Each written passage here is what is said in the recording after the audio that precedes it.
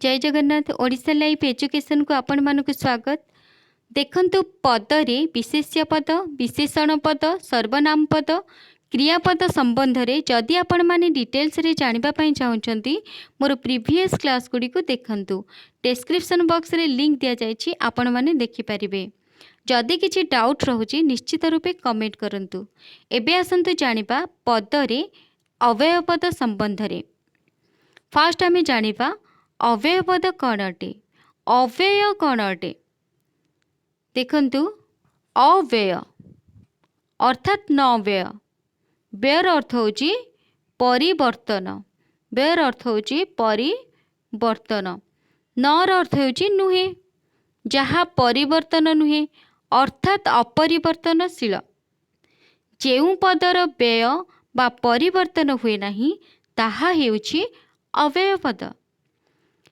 जेकोसी कारणरू वाक्य रे जेउ पदर कौनसी प्रकार परिवर्तन घटी न थाए, अर्थात रूप एवं अर्थ रे कौनसी प्रकार परिवर्तन होई न थाए, ताहाकू अव्यय पद कहा जाए।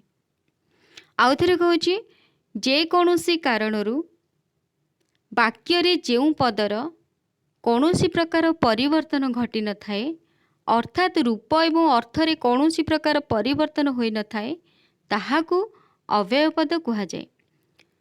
रूप और अर्थ रे कौनसी प्रकार परिवर्तन घटू नथिबारु एही पद गुड़िक अव्यय पद अटंती। एही अव्यय पद को अविकारी पद कहा जाए। मने रखंतु, अव्यय पद को अविकारी पद कहा जाए। एबे जानिबा डेफिनेशन। अव्ययर डेफिनेशन बा संज्ञा बा परिभाषा। देखंतु, जेउ पद गुड़िकर लिंग, वचन, काल, पुरुष, कारक और विभक्ति आदि भेदरे कौनसी परिवर्तन घटे नहीं, ताहाकू अव्यय पद कहा जाए। जेउ पद गुड़िकर लिंग, वचन, काल, पुरुष, कारक और विभक्ति आदि कारणरू कौनसी परिवर्तन हुए नहीं, ताहाकू अव्यय पद कहा जाए। आमे किछि उदाहरण माध्यम रे अव्यय पद गुड़ी को जानिबा। देखंतु, उदाहरण रही, संगीता और सीता पाठ पढ़ुछंदी, राम और हरि कटक जाउछंदी। एही दुई वाक्य रे संगीता और सीता स्त्रीलिंग। संगीता एक झीर नाम, सीता एक झीर नाम। एही दुई पद को ओ संयोग करछि। सेकेंड वाक्य राम और हरि कटक जाउछंदी। राम एक बालकर नाम बा पुअर नाम, हरि गोटे पुअर नाम, तेणु यह पुलिंग अटे। राम और हरि को ओ जोग करछि। तो फर्स्ट है स्त्रीलिंग, सेकेंड वाक्य पुलिंग। लिंगगत कारणरू ओर कौनसी प्रकार परिवर्तन घटी नाही। रूपरे और अर्थरे कौनसी परिवर्तन होई नाही। स्त्रीलिंग रे ओ जेमती सेमती अछि, पुलिंग रे मध्य ओर व्यवहार करा जायछि जेमती मध्य सेमती अछि। रूपरे और अर्थरे परिवर्तन घटी नाही। तापरे देखिबा, आसंता काली शिक्षक आसीबे। आसंता काली शिक्षक आसीबे ओ मोते पढ़ाइबे। मो मामू काली आसीथिले ओ मो पाई मिठा आनीथिले। एही दुई वाक्य को लक्ष्य कले आमे जानि परिबा जे फर्स्ट वाक्य भविष्यत काल, आसंता काली शिक्षक आसीबे ओ मोते पढ़ाइबे। तापरे रहिछि, मो मामू काली आसीथिले ओ मो पाई मिठा आनीथिले, सेही परी अतीत काल। तो एठी ओर व्यवहार करा जायछि, तो कौनसी प्रकार परिवर्तन घटी नाही। जदिओ गोटे वाक्य रही भविष्यत काल रे शिक्षक आसीबे ओ मोते पढ़ाइबे, एवं आउ गोटे वाक्य रही मो मामू काली आसीथिले ओ मो पाई मिठा आनीथिले अतीत काल रे। एठी कालगत कारणरू कौनसी प्रकार परिवर्तन घटी नाही। ओर ओ जेमती सेमती अछि। रूप और अर्थरे कौनसी परिवर्तन घटी नाही। तापरे देखिबा नेक्स्ट उदाहरण। सेमाने ओ आम्भे माने मिसी फूल तोलिलु। से ओ मु मिसी भुवनेश्वर गलु। सेमाने ओ आम्भे माने मिसी फूल तोलिलु। सेमाने बहुवचन, आम्भे माने मध्य बहुवचन। सेमाने ओ आम्भे मानकु जोग करछि ओ। से ओ मु मिसी भुवनेश्वर गलु। से एक वचन, मु मध्य एक वचन। एही दुईटी वाक्य रे सेमाने ओ आम्भे माने बहुवचन रे ओर प्रयोग कराଯାଇଛି। से ओ मु एक वचन रे ओर मध्य प्रयोग कराଯାଇଛି। ओर कौनसी प्रकार परिवर्तन होई नहीं। वचनगत कारणरू मध्य ओर कौनसी प्रकार परिवर्तन होई नहीं। ओर रूप ठीक सेमती ओर रूप रहिछि, कौनसी परिवर्तन घटी नहीं। अर्थरे मध्य कौनसी परिवर्तन घटी नहीं। तो यही सबु उदाहरण को लक्ष्य कले आमे जानि परिबा जे लिंग, वचन, काल आदि कारणरू ओर कौनसी प्रकार परिवर्तन होई नहीं। तेणु ओ हेउछि एक अव्यय पद। सेहीपरि आउ किछि अव्यय पद रहिछि, सेगुड़िक आमे जानिबा। देखंतु एबे, एबे, पुणी, आहुरी, किंतु, मात्र, तथापि, अबा, किंबा, अपेक्षा, बारंबार, जदि, तेबे, काले, जेमिति, सेमिति एगुड़िक हेउछन्ति अव्यय पद। तो एबे आमे जानिबा अव्ययर प्रकार भेद। वाक्य गठन पाई वाक्यर अर्थ निर्धारण, उद्देश्य, भूमिका और व्यवहार कारण दृष्टि अव्ययर प्रकार भेद करा जायछि। वाक्य गठन एवं वाक्यर अर्थ निर्धारण निमित्त आवश्यक मुताबक अव्यय पद को प्रयोग करा जायछि। विभिन्न प्रकार अव्यय को प्रयोग करा जायछि। अर्थात व्यवहार, अर्थ और कार्य अनुसार अव्ययर प्रकार भेद कराଯାଇଛି। व्यवहार, अर्थ, कार्य अनुसार अव्ययर प्रकार भेद करा जायछि। व्यवहार दृष्टि, अर्थ दृष्टि एवं कार्य अनुसार अव्ययर प्रकार भेद करा जायछि। सेही प्रकार गुडी को एबे जानिबा। देखंतु फास्ट आमे जानिबा संयोजक अव्यय विषय रे। संयोजक अव्यय कौन अटे? देखंतु जेउ पद गुड़िकर दुई बा तत्वधिक पद बा वाक्य को संयोग करती, जेउ अव्यय पद गुड़िक दुई बा तत्वधिक पद बा वाक्य को संयोग करती सेगुड़ी को संयोजक अव्यय पद कहा जाए। समस्ते देखंतु आमे जानले जे संयोजक अव्यय पद कहा कहबा, जेउ अव्यय पद गुड़िक दुई बा तत्वधिक पद बा वाक्य को संयोग करती सेगुड़ी को संयोजक अव्यय पद कहा जाए।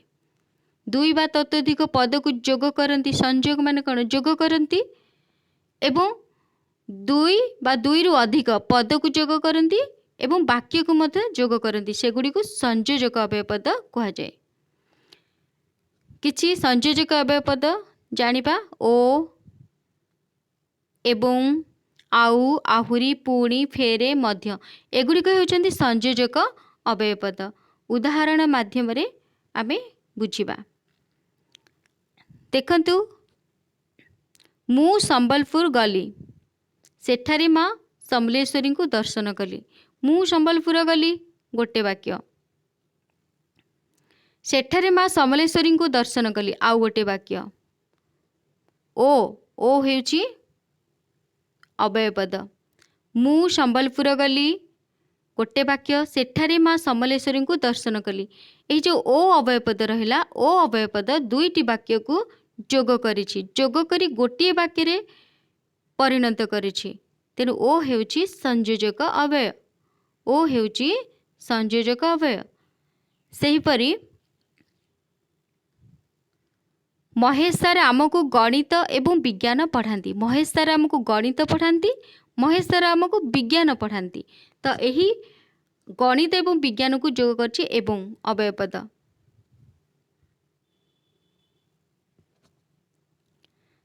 तापरे देखिबा, से केवल बगीचा काम करती आउ किछि काम करती नहीं। से केवल बगीचा काम करती, बगीचा काम व्यतीत आउ किछि करती नहीं। एही दुई वाक्य को जोग करछि आउ अव्यय पद। तेणु आउ एक संयोजक अव्यय। गीता एबे खाउथिला पुणी खाइबाकू जाउछि। गीता एबे खाउथिला गोटे वाक्य, गीता एबे खाइबाकू जाउछि।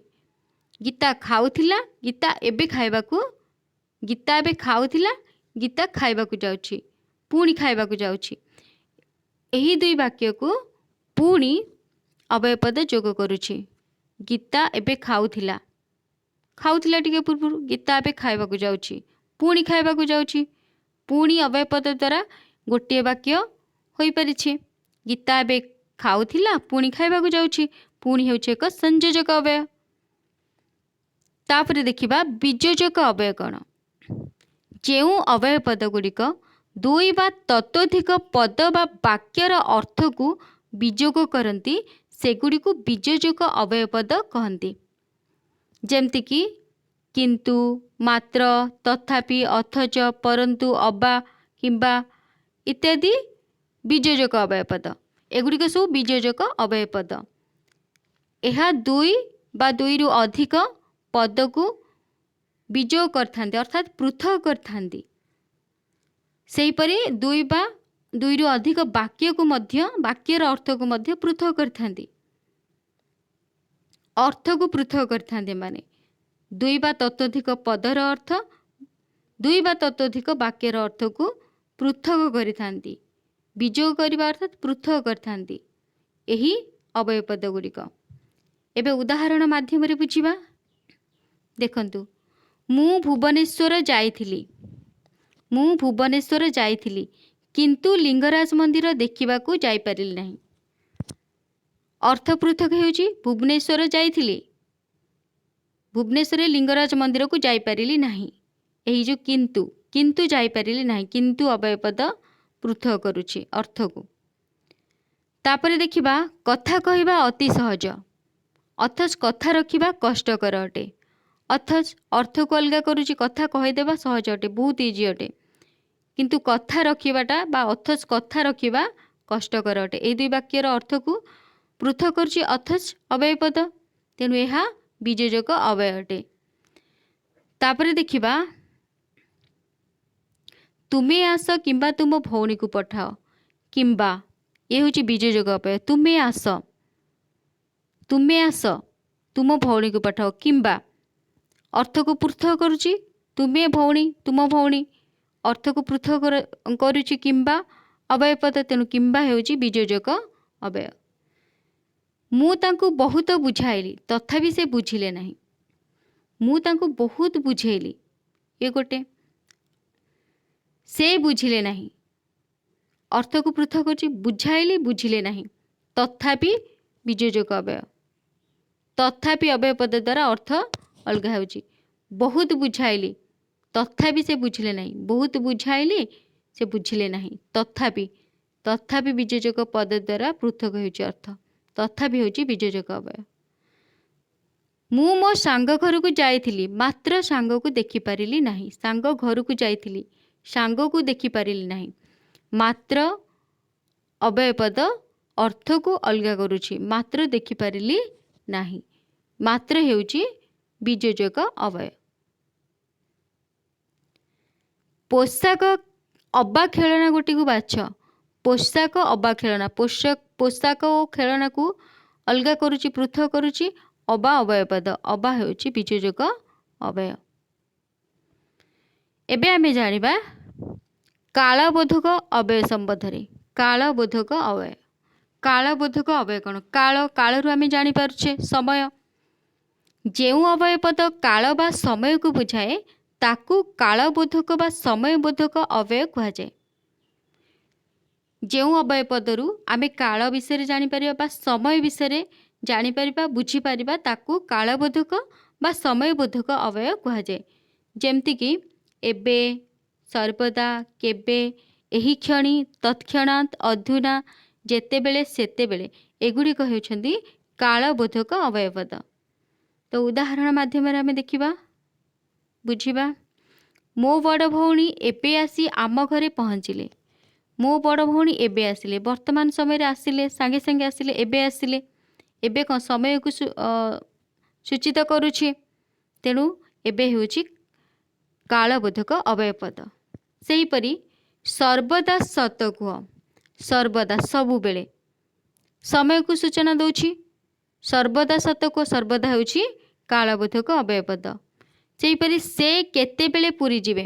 କେଉଁ ସମୟରେ, କେତେବେଳେ କେଉଁ ସମୟରେ ପୁରୀ ଯିବେ, ସମୟକୁ ସୂଚିତ କରୁଛି, ତେଣୁ କେତେବେଳେ ହେଉଛି ସମୟବୋଧକ ବା କାଳବୋଧକ ଅବୟବ ପଦ। ଏହି କ୍ଷଣି ରାମବାବୁ ବଗିଚାକୁ ଗଲେ। ଏହି କ୍ଷଣି ଏବେ ସମୟକୁ ସୂଚନା ଦେଉଛି, ସମୟର ସୂଚନା ଦେଉଛି ଏହି କ୍ଷଣି, ତେଣୁ ଏହି କ୍ଷଣ ହେଉଛି समयबोधक बा कालबोधक अव्ययपद। जेतेबेले तुमे खाइबाकू जीव सेतेबेले मोते सांगरे नेब। जो समय अर्थात जो समय जेतेबेले माने जो समय तुमे खाइबाकू जीव सेही समय रे मोते सांगर नेब। गोटे समय को इंडिकेट करूची। तो एगुड़िक हेउछंती कालबोधक अव्ययपद। जेतेबेले सेतेबेले एही क्षणी केतेबेले सर्वदा एबे ए सब हेउछंती कालबोधक अव्ययपद। एबे देखिबा संभावना सूचक अव्ययपद कौन। जो अव्ययपद किछि संभावना प्रकाश करे ताहाकू संभावना सूचक अव्ययपद कहा जाए। संभावना जो अव्ययपद संभावना प्रकाश करे, संभावना अच्छी हबाकू अच्छी हबार सूचना मिलुची, हेई पारे न हेई पारे, संभावना रही जोटा आमे कहूचे ताहाकू आमे कौन कहबा सही अव्ययपद गुड़ी को संभावना सूचक अव्ययपद कहा जाए। जो अव्ययपद किछि संभावना प्रकाश करे ताहाकू संभावना सूचक अव्ययपद कहा जाए। जेमति कि जदि, जेबे, काले, बोधे एगुड़िक सब संभावना सूचक अव्ययपद अटंती। देखंतु उदाहरण, जदि वर्षा हुए मु स्कूल को जीवी नहीं। जदि वर्षा हुए, वर्षा हेई पारे न हेई पारे। जदि वर्षा हुए मु स्कूल को जीवी, संभावना अच्छी वर्षा हेबार किंतु हेई पारे न हेई पारे। तेणु जदि लागिछि, जदि होउछि संभावना सूचक अव्ययपद। जेबे से आसीबो मु ता सहित तांको घर को जीवी।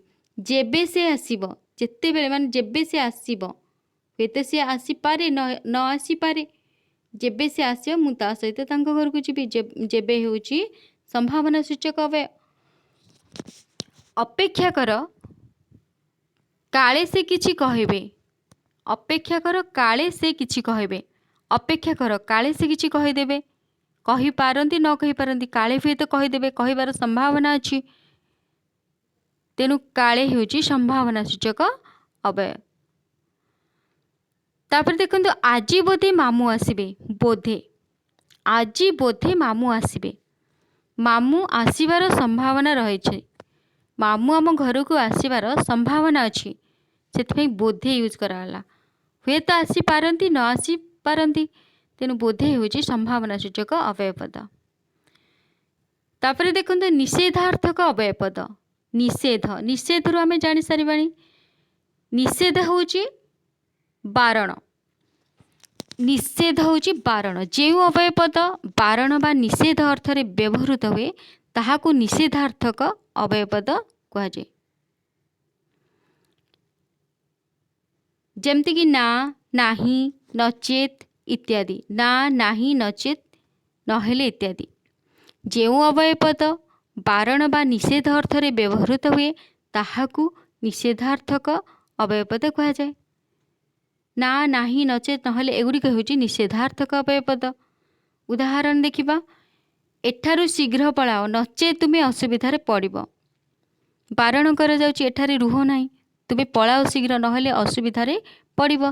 तेणु नचेत होउछि निषेधार्थक अव्यय। तापर देखंतु न देखिला ओ छफड़ा। न देखिला ओ छफड़ा, जो जिनस को आमे न देखि थाउ ताको आमे जो भली भाबरे कहू सेटा को कहा जायछि। तेणु नडा हेउछि कोन निषेधार्थक अव्यय। तापर देखंतु तुमे सेठा को जीव कि नाही मते कह। तुमे सेठा को जीव कि नाही मते कह, सेटा बारण करा जाउछि। तुमे सेठा को जीव कि नाही, नाहीटा होउछि कोन निषेधार्थक अव्यय। नेक्स्ट आमे देखिबा सादृश्य बोधक अव्यय। सादृश्य जोटा कि सामंजस्य बा समानता। आमे बुझी पारछे सादृश्यर अर्थ होउछि समानता, सामंजस्य। तो सादृश्य बोधक अव्यय कौन। जो अव्यय पद सादृश्य बुझेबा निमित्त व्यवहृत हुए ताहाकू सादृश्य बोधक अव्यय पद कहा जाए। अर्थात जेपरी सेपरी, यथा तथा, प्राय, एमंत, जेमंत, परी, तेमंत, जेमिति सेमिति एगुड़िक हेउछंती सादृश्यवाचक बा सादृश्य बोधक अव्यय पद। आमे जानले जेपरी, सेपरी, यथा तथा, प्राय, एमंत, सेमंत, परी तेमंत जेमिति सेमिति एगुड़िक होउछन्ति सादृश्यबोधक अव्ययपद। एगुड़िक सामंजस्य अर्थरे प्रयोग करा जायथे समानता बुझेबा अर्थरे। उदाहरण देखिबा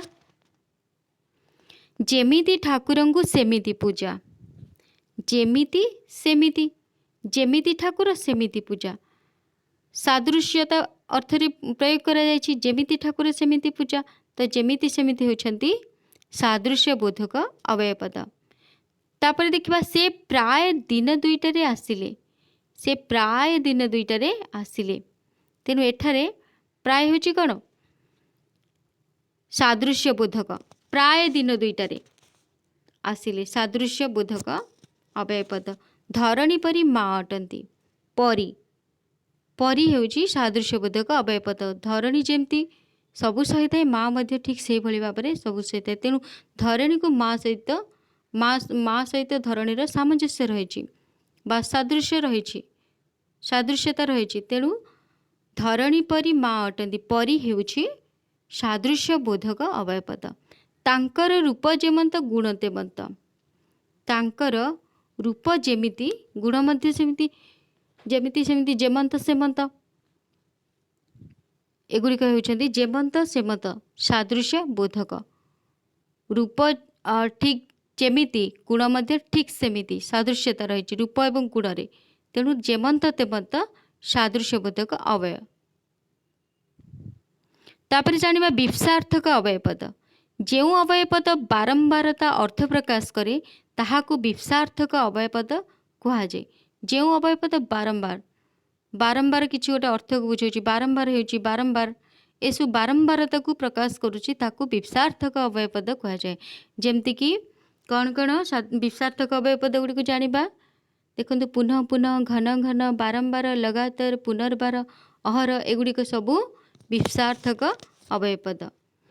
देखिबा एबे उदाहरण से बारंबार गोटे कथा कहूची बारंबार बहुत थर माने बारंबार लगातार भाव बारंबार कही चलछि से गोटे कथा को तेणु बारंबार हेउची विवक्षार्थक अव्ययपद।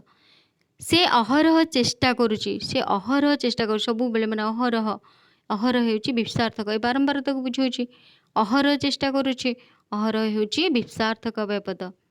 पिला माने सर्कस देखि घन घन ताली मारुछन्ति पिला माने सर्कस को देखि ताली परे ताली बारंबार ताली मारुछन्ति घन घन ताली मारुछन्ति घन घन हेउछि विवक्षार्थक अव्यय। तापर देखा विकल्पार्थक अव्ययपद। जेउ अव्ययपद द्वारा विकल्प अर्थ प्रकाशित हुए ताहाकु विकल्पार्थक अव्ययपद कुहाजाए। एटा नले सेटा विकल्प जोटा कुहाजाए। जेउ अव्ययपद द्वारा विकल्प अर्थ प्रकाश हुए ताहाकु विकल्पार्थक अव्यय बोली कुहाजाए। जेमति कि अबा बा किंबा अथवा नतुबा नोहिले एगुड़िक विकल्पार्थक अव्ययपद। अबा बा किंबा अथवा नतुबा नोहिले एगुड़िक विकल्पार्थक अव्ययपद। तापर जानिबा उदाहरण माध्यम रे धन किंबा जीवन चिरस्थायी नुहे धन किंबा जीवन चिरस्थायी नुहे किंबा विकल्पार्थक अव्यय। सते सते अबा ता कथारु मधु झरुछि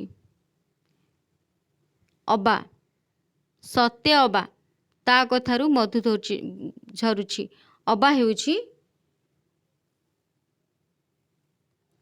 विकल्पार्थक अव्ययपद।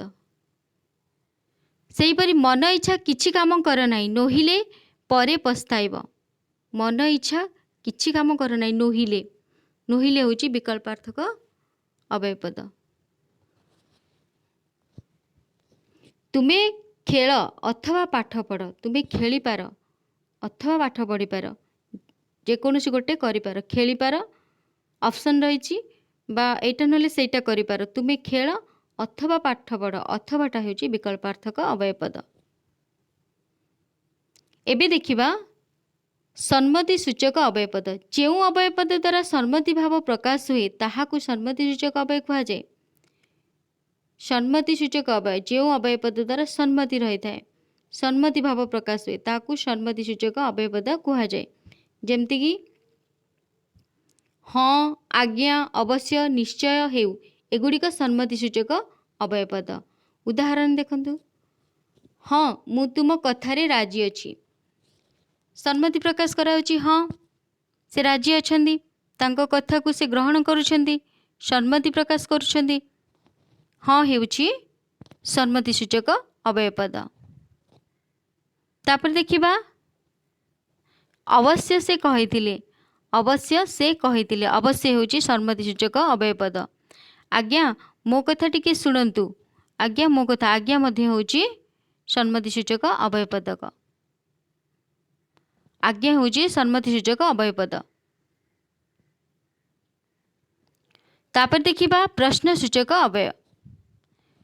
कौनसी व्यक्ति को प्रश्न करने समय रे व्यवहृत होइतिबा अव्यय पद को प्रश्न सूचक अव्यय पद कहा जाए। एटा बहुत इजी अटे। प्रश्न सूचक अव्यय पद को जानिबारे कौनसी प्रकार असुविधा नहीं। जेकोसी व्यक्ति को प्रश्न करने समय व्यवहृत होइतिबा अव्यय पद गुड़ी को प्रश्न सूचक अव्यय पद कहा जाए। जेमती कि, कौन, किस, काहिंकी, परा, त एगुड़िक हेउछि प्रश्न सूचक अव्यय पद। कि, काहिंकी, कौन ए सब होउछि कौन प्रश्न सूचक अव्यय पद। परा, त मध्य होउछि प्रश्न सूचक अव्यय पद। एबे हमें उदाहरण देखिबा। से कथा कहि परिबे त, बा से कथा कहि परिले त ए त लागिबा द्वारा क्वेश्चन प्रश्न को सूचेला। त से कथा कहि परिबे त प्रश्न सूचित हेउछि, उत्तर हाँ ना रे आसीबो, तो सेथिपाई त हेउछि प्रश्न सूचक अव्यय पद। से मो सहित जिबे कि, से मो सहित जिबे कि लागिबा द्वारा गोटे प्रश्नर सूचना मिलुछि कि, उत्तर मध्य हाँ ना रे आसीबो, तो कि हेउछि प्रश्न सूचक अव्यय पद। तापर देखिबा हेतुबोधक अव्यय पद। जेउ अव्यय पद हेतु बा कारण दर्शाए, हेतु अर्थात कारण, जेउ अव्यय पद हेतु बा कारण दर्शाई थाए ताहाकू हेतु सूचक अव्यय कहा जाए। जेमती कि एणु, तेणु, जेणु, सुतराम, अतएव एगुड़िक सबु हेतुबोधक अव्यय पद। उदाहरण माध्यम जानिबा। से दोष करिछि तेणु से दंड पाइब। हेतु होछि कौन कारण को बुझाउछि, कारण को दर्शाई थाए हेतु बा कारण। से दोष करिछि तेणु से दंड पाइब, तेणु लागिला से दोष करिथिबारु से दंड पाइब,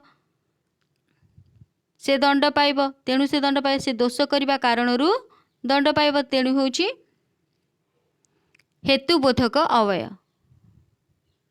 जेणु मु तांको विश्वास करे मु तांको कथा शुणिली, जेणु हेउछि हेतुबोधक अव्यय पद। जेणु मु तांको विश्वास करे, जेहेतु मु तांको विश्वास करे मु तांको कथा शुणिली, विश्वास करिबा कारणरू मु तांको कथा को शुणिली, जेणु हेउछि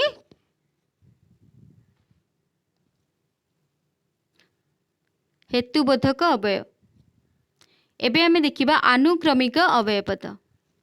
जेउ अव्यय पद द्वारा कार्यर क्रम बुझा पड़े ताहाकू आनुक्रमिक अव्यय पद कहा जाए। जेउ अव्यय पद द्वारा कार्यर क्रम बुझा पड़ी थाए ताहाकू आनुक्रमिक अव्यय पद कहा जाए। जेमती कि क्रमे क्रमे, धीरे धीरे, आस्ते आस्ते एगुड़िक सबू आनुक्रमिक अव्यय पद। क्रमे क्रमे, धीरे धीरे, आस्ते आस्ते ए सब हेउछि आनुक्रमिक अव्यय पद। क्रमर सूचना मिलुछि, तेणु यह आनुक्रमिक अव्यय पद अटे। उदाहरण, पिलाटी धीरे धीरे जाउछि, पिलाटी धीरे धीरे जाउछि, ता जीवा काम चलछि, से धीरे धीरे धीरे धीरे क्रम अनुसार चलछि, धीरे धीरे। आस्ते आस्ते जाओ नचेत गोड़ खसी जीव, आस्ते आस्ते जाओ नचेत गोड़ खसिब, धीरे धीरे जाओ क्रम अनुसार, धीरे धीरे नहेले गोड़ खसीजिव, तेणु आस्ते आस्ते हेउछि आनुक्रमिक अव्यय पद। सेहीपरि रोगीटी क्रमे क्रमे सुस्थ हेबार लागिछि, रोगीटी क्रमे क्रमे धीरे धीरे क्रम अनुसार बा धीरे धीरे क्रमे क्रमे सुस्थ से हेबारे लागिछि, क्रमे क्रमे हेउछि आनुक्रमिक अव्यय पद। एबे आमे देखिबा संबोधन सूचक अव्यय पद। कौनसी व्यक्ति को संबोधन करने निमंते जेउ अव्यय पद व्यवहृत हुए ताहाकू संबोधन सूचक अव्यय पद कहा जाए। जेमती कि हे, आरे, रे, आरे, आलो, इलो, बे, आबे, हये इत्यादि। हे हे बोली हे भगवान आमे कहूँ ना नहीं, हे भगवान आमे संबोधन करछे भगवान को, आहे प्रभु, आहे प्रभु, आहे दयामय, आमे जो संबोधन करछे भगवान को रे रे संबोधन कराउछि। अरे अरे तमे तमे सेटा कुह, आमे कहूचे अरे बोली आमे संबोधन करछे। आलो, झियो मानकु केबे केबे आलो बोली कहा जाय थे, इलो बोली संबोधन कराए थे। बे आबे हये बे आबे एसबु आमे संबोधन अर्थरे व्यवहार करि थाउ। तो एगुड़िक होउछन्ती संबोधन सूचक अव्ययपद। हे ईश्वर गरीब प्रति दया कर, हे ईश्वर हे ला कौन संबोधन सूचक अव्ययपद। आलो सखी आपण महत आपे रखी, आलो संबोधन सूचक अव्ययपद। आरे पुओ ए कौन करुछु, आरे संबोधन सूचक अव्ययपद। आहे दयामय मो गुहारी शुण, आहे संबोधन सूचक अव्ययपद। ठीक अच्छे। नेक्स्ट आमे जानिबा शब्दानुकारी अव्यय।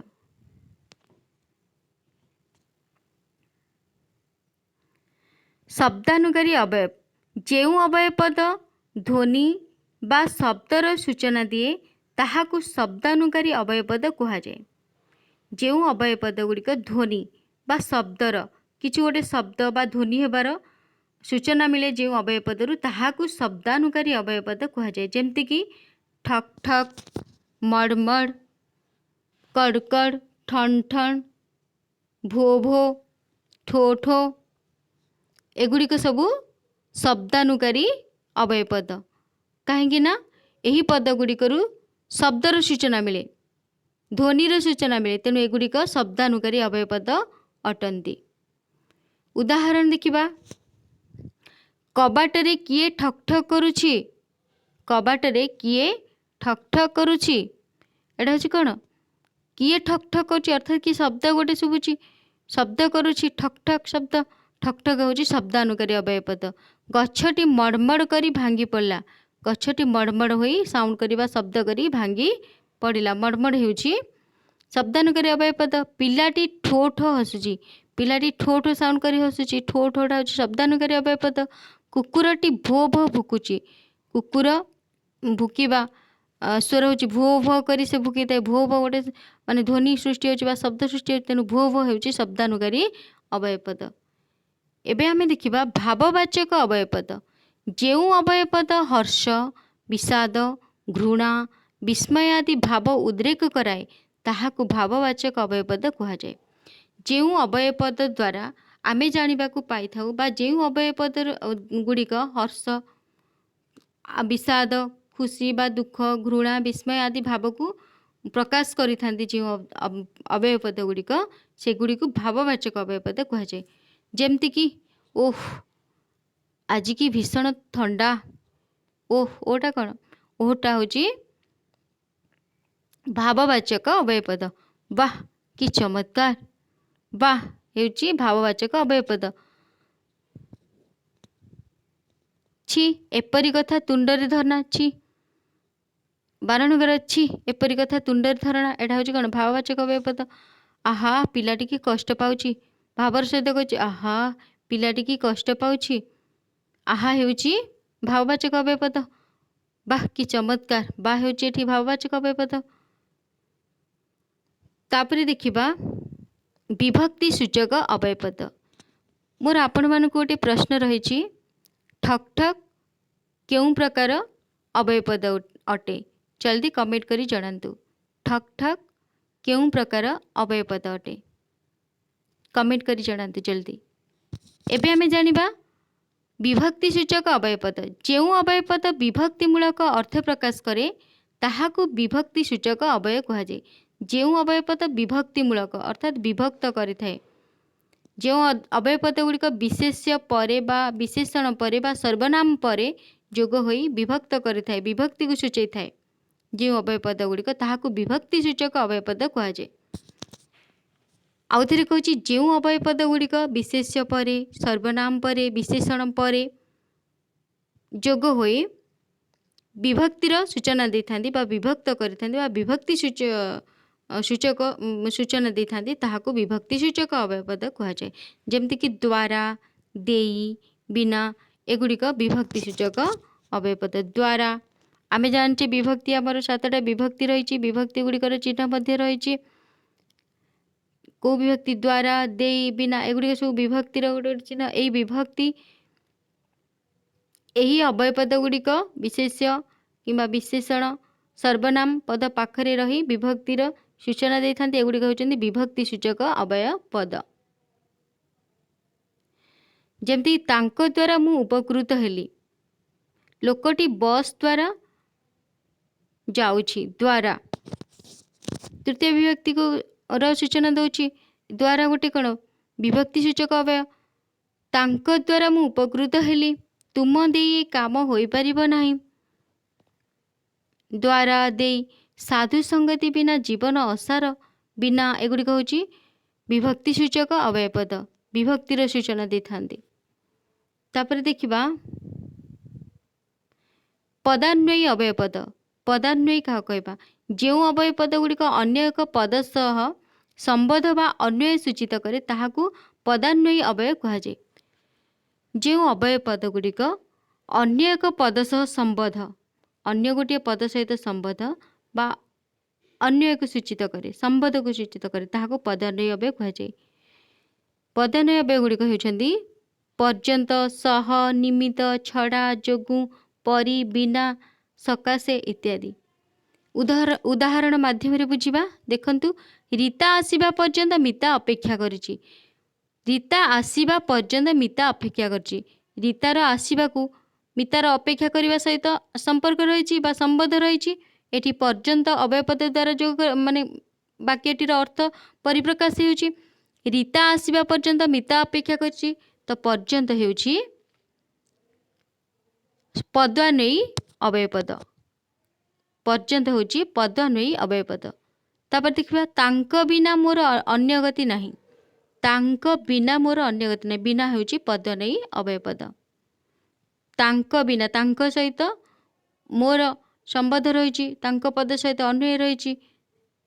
तांक बिना मोर अन्य गति नाही। बोकांग परी कथा कह नाही।